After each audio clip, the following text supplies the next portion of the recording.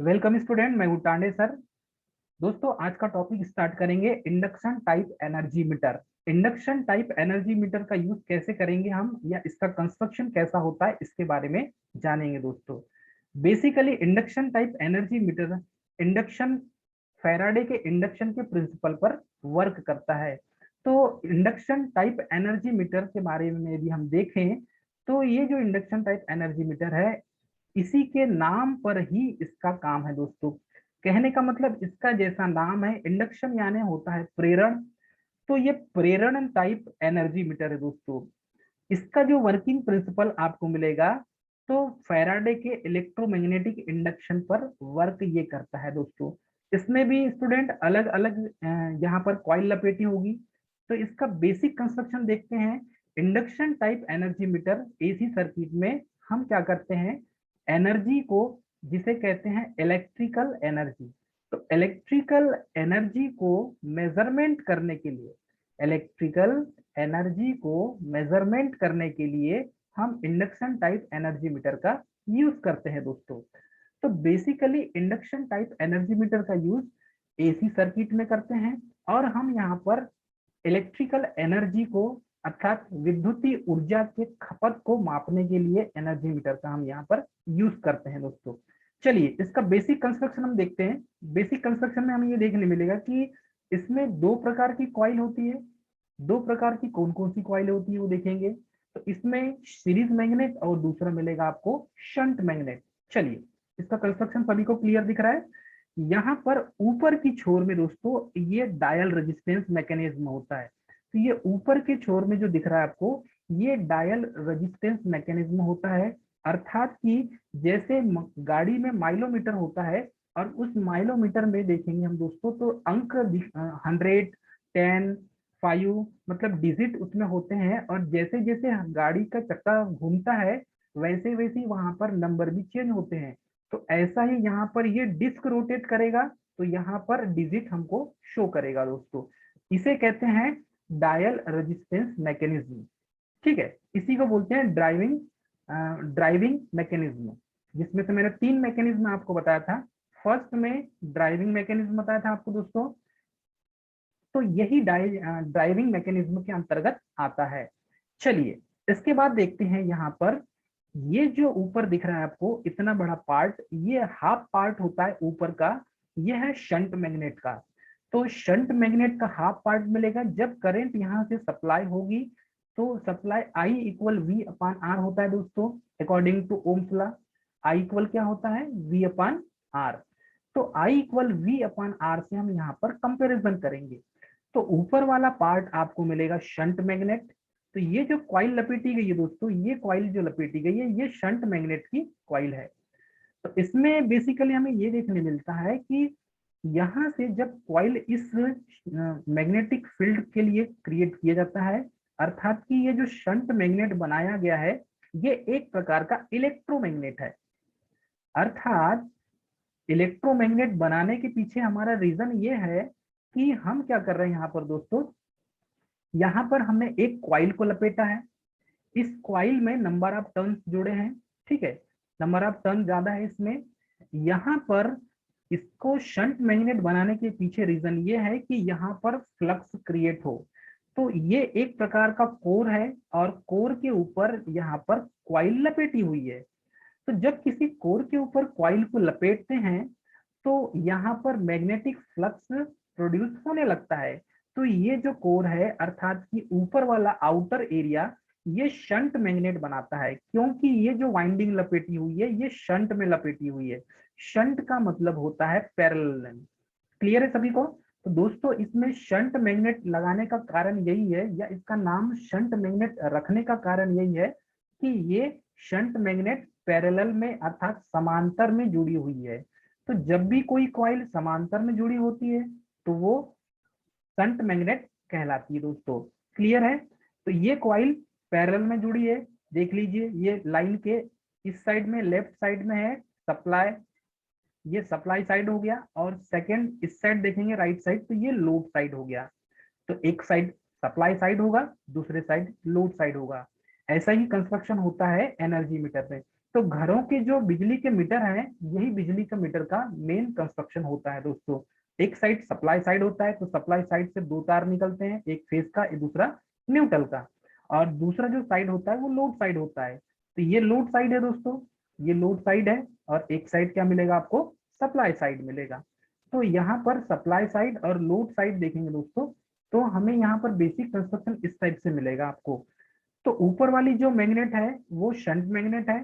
तो यहाँ पर क्या करते हैं दोस्तों, फेस को स्प्लिटिंग करने के लिए शेडिंग रिंग का यूज करते हैं। और ये जो शेडिंग रिंग होती है ये कॉपर की बनी होती है। ध्यान दीजिएगा, मेरी बातों को समझिए। ये जो शेडिंग रिंग है ये कॉपर की बनी होती है। किस मटेरियल की बनाएंगे हम, तो कॉपर की बनाएंगे दोस्तों। शेडिंग रिंग को कॉपर का बनाते हैं, और ये शॉर्ट सर्किटेड होती है। तो ये पावर फैक्टर को क्या करती है, एक तरीके का पावर फैक्टर कंपनसेटर के रूप में यूज करती है दोस्तों इसका। तो पावर फैक्टर को कंपनसेट करना है, तो हम यहाँ पर इसका यूज करेंगे दोस्तों। चलिए, इसके बाद इसके नीचे देखते हैं यहाँ पर। तो नीचे में यहाँ पर लगा हुआ है एक एल्युमिनियम का डिस्क। नीचे क्या लगा दोस्तों, ये क्या है, ये एल्यूमिनियम का डिस्क है दोस्तों। ये है एल्युमिनियम का डिस्क। तो ये एल्युमिनियम का डिस्क क्यों बनाया जाता है दोस्तों, ताकि ईडी करंट यहाँ पर ईडी करंट उत्पन्न किया जा सके। एल्युमिनियम का डिस्क इसलिए यूज किया जाता है कि इसमें ईडी करंट ब्रेकिंग का यूज किया जा सके।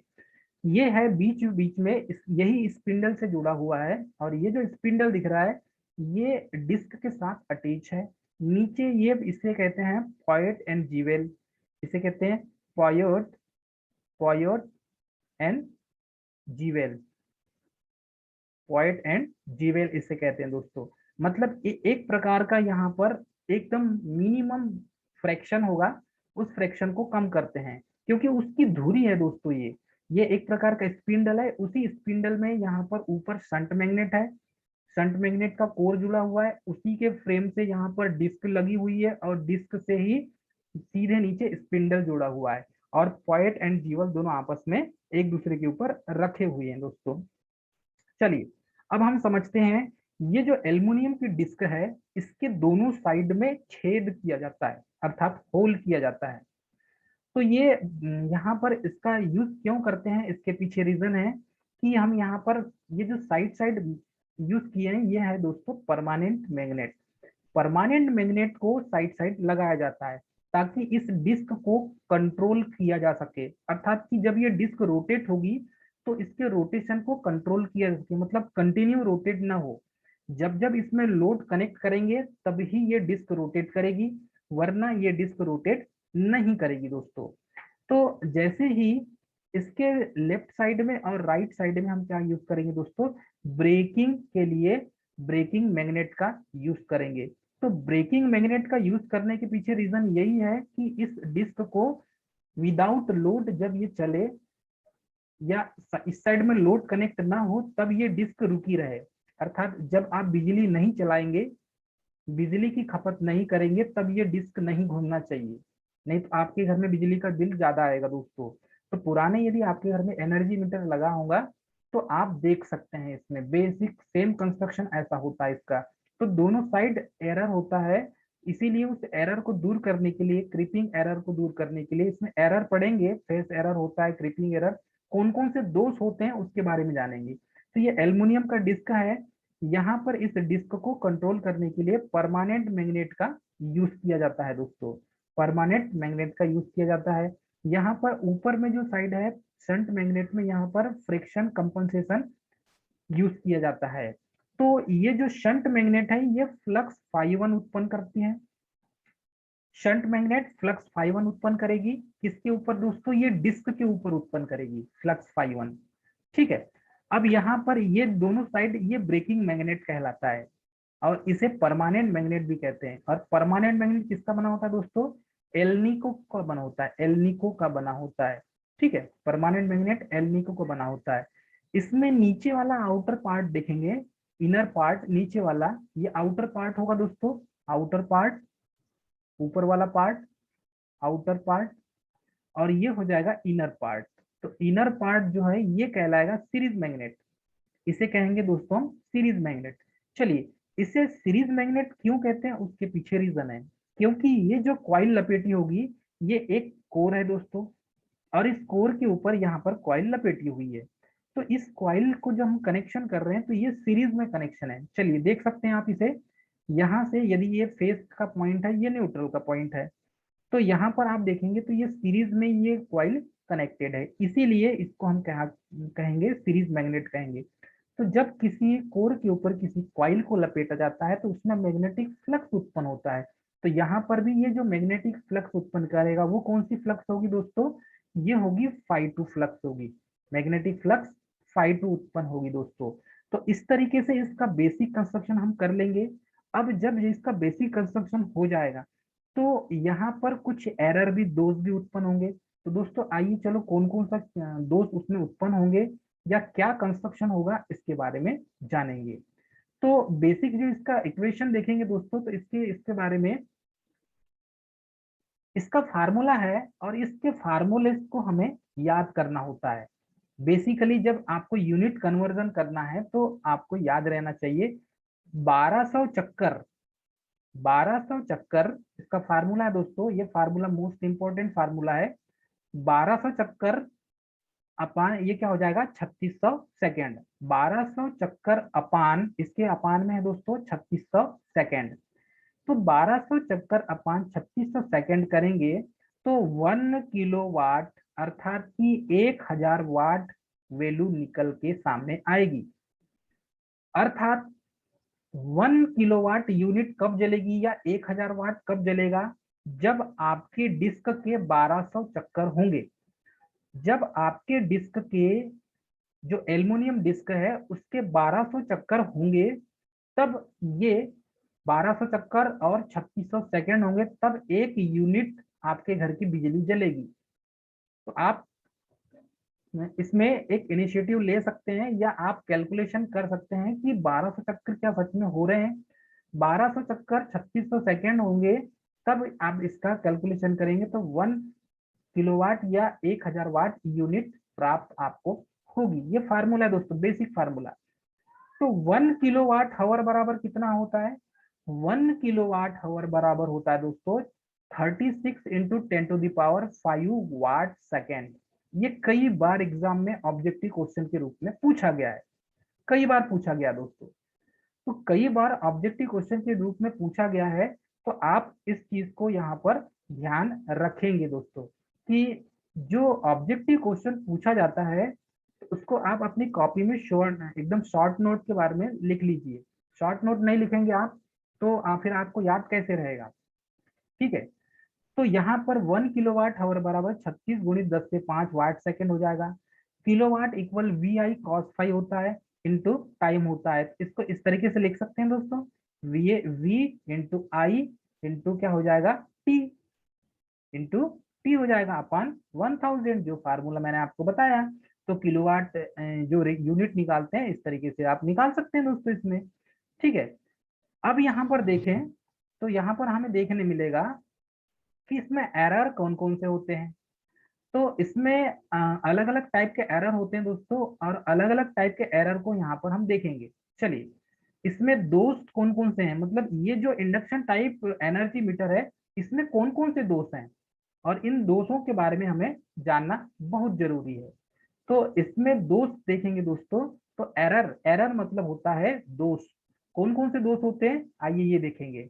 सबसे पहले तो एरर क्या होता है, एनर्जी मीटर में होने वाला दोष, एनर्जी मीटर में होने वाला दोष एरर कहलाता है। तो एनर्जी मीटर में क्या क्या दोष होते हैं, क्या क्या फॉल्ट होते हैं दोस्तों, ये देखेंगे। फर्स्ट में है फेस एरर, फेस एरर होता है। तो पावर फैक्टर कंपनसेटर का इसमें यूज करते हैं। तो ये पावर फैक्टर कंपनसेटर होता है दोस्तों, यहाँ पर जिसे शेडिंग रिंग कहते हैं, इसके कारण फेस एरर को दूर किया जाता है। तो फेस एरर होगा एनर्जी मीटर में, उसको दूर कैसे करेंगे हम, पावर फैक्टर कंपनसेटर से। मोस्ट इंपॉर्टेंट पॉइंट, इसमें स्पीड एरर भी होता है। तो स्पीड दोष भी होता है, अधिक स्पीड में घूमता है। तो हम इसके लिए स्पीड एरर को दूर करने के लिए उसका उपाय क्या है दोस्तों, उसका उपाय है कि स्पीड एरर को दूर करने के लिए हम ब्रेकिंग मैग्नेट का यूज करते हैं। तो ब्रेकिंग मैग्नेट कहाँ लगा है दोस्तों, ये इस साइड लगा है। स्पीड एरर को दूर करने के लिए यहाँ पर ये ब्रेकिंग मैग्नेट लगा हुआ है, तो इससे स्पीड एरर को दूर करते हैं। नेक्स्ट पॉइंट है फ्रैक्शन एरर। तो फ्रैक्शन एरर को दूर करने के लिए हमें क्या करना पड़ेगा, शेडिंग रिंग का यूज करना पड़ेगा। तो यहाँ पर हम शेडिंग रिंग का यूज करते हैं, ये ऊपर में शेडिंग रिंग लगा हुआ है, तो इसके कारण दोस्तों हम फ्रैक्शन एरर को दूर किया जा सकता है। ठीक है, उसके बाद है करंट एरर। करंट एरर को दूर करने के लिए हमें क्या करना होगा दोस्तों, डिस्क के दोनों तरफ होल करना पड़ेगा। तो ये जो करंट एरर को दूर करना हो यदि, तो हम यहाँ पर डिस्क के दोनों साइड इस तरीके से छेद कर देते हैं। जब डिस्क के दोनों साइड इसके हम छेद कर देंगे तो ये करंट एरर को दूर कर देगा। तो ये जो मेन मेन पॉइंट मैंने बताया आपको, फेस एरर, तो फेस एरर को दूर करने के लिए पावर फैक्टर कंपनसेटर का यूज करते हैं। स्पीड एरर का दूर करने के लिए ब्रेकिंग मैग्नेट का यूज करते हैं। फ्रिक्शन एरर को दूर करने के लिए शेडिंग रिंग का यूज करते हैं। और करंट एरर को दूर करने के लिए डिस्क के दोनों तरफ होल कर देते हैं। तो इसी मेन मेन ये जो पॉइंट है इसको याद रखना होगा आपको। आगे बढ़ेंगे हम। फेस एरर यदि इसको देखें, इसके मेन मेन कंपोनेंट, तो फेस एरर को दूर करने के लिए हमें क्या बताया आपको कि पावर फैक्टर कंपनसेटर का यूज किया जाता है। चलिए, यहाँ पर जितने टाइप के एरर हैं दोस्तों, इन एररों को यदि हम विस्तृत रूप से पढ़ें, तो विस्तृत रूप से पढ़ेंगे दोस्तों, तो फर्स्ट पॉइंट है फेस एरर। इन इंस्ट्रूमेंट को प्योर इंडक्टिव लोड पर टेस्ट करने या कनेक्ट करने से इनकी डिस्क लगातार घूमती रहती है। अर्थात ये कह सकते हैं कि फेस एरर क्या होता है, किसकी वजह से होता है। तो यहाँ पर ये जो इंस्ट्रूमेंट लगा है इलेक्ट्रिकल एनर्जी मीटर, इसमें प्योर इंडक्टिव सर्किट होता है। प्योर इंडक्टिव लोड पर यदि इसको हम टेस्ट करते हैं, मतलब लोड साइड, इस साइड में प्योर इंडक्टिव सर्किट हमने लगा दिए, तो क्या हो जाएगा, इनकी डिस्क लगातार घूमते रहती है। ये जो डिस्क होगी एल्युमिनियम की, ये लगातार घूमते रहती है दोस्तों। और इसके कारण क्या हो जाएगा, इसमें फेस एरर होता है। तो इसके लिए हम क्या कर देते हैं दोस्तों, शेडिंग रिंग का यूज करते हैं। जब शेडिंग रिंग का यूज करेंगे तो यहाँ पर फ्लक्स फाई 1 और फ्लक्स फाई 2, तो फ्लक्स फाई 1 इन दोनों के बीच में वोल्टेज और करंट के बीच का जो एंगल हो जाएगा वो 90 डिग्री होगा। ये 90 डिग्री हो गया। तो फ्लक्स फाई 1 और फाई 2 के बीच में भी कुछ एंगल बनेगा, तो ये एंगल होगा अल्फा। और इस अल्फा एंगल का मान क्या रखते हैं, हम 0 रखते हैं। तो अल्फा एंगल का मान 0 किसके द्वारा रखा जाएगा दोस्तों, तो अल्फा एंगल का मान 0 किसके द्वारा रखेंगे हम, यहाँ पर एक पावर फैक्टर कंपनसेटर का यूज करेंगे, जिसके द्वारा यहाँ पर एंगल 0 हो जाएगा। तो पावर फैक्टर कंपनसेटर का यूज करते हैं, जिसके द्वारा यहाँ पर एंगल 0 हो जाता है। ठीक है। सेकंड है स्पीड एरर। स्पीड एरर को दूर करने के लिए हम क्या करेंगे दोस्तों, स्पीड एरर को दूर करने के लिए नॉन इंडक्टिव लोड या रजिस्टिव लोड हो, यदि एनर्जी मीटर को नॉन इंडक्टिव लोड पर टेस्ट करते हैं तो इसकी स्पीड पावर के ठीक समानुपाती नहीं होती। इसीलिए हम यहाँ पर क्या करते हैं दोस्तों, अलग से एक हम ब्रेकिंग मैग्नेट का यूज करेंगे, तो ये स्पीड एरर को दूर किया जा सकता है। स्पीड एरर को दूर करने का यही अच्छा तरीका है। ठीक है। थर्ड है, थर्ड देखेंगे दोस्तों, तो थर्ड है यहाँ पर फ्रैक्शन एरर। फ्रैक्शन एरर, तो अक्सर देख क्या होता है, डिस्क निर्धारित स्पीड से कम या ज्यादा स्पीड पर जब घूमती रहती है, तो जिसके कारण यहाँ पर स्पीड एरर होता है।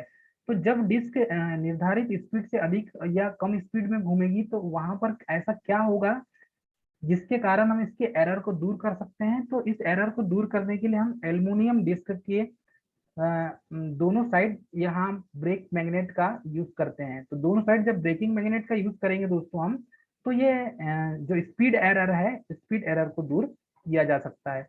तो किस टाइप से होल करेंगे इसे भी देख सकते हैं हम।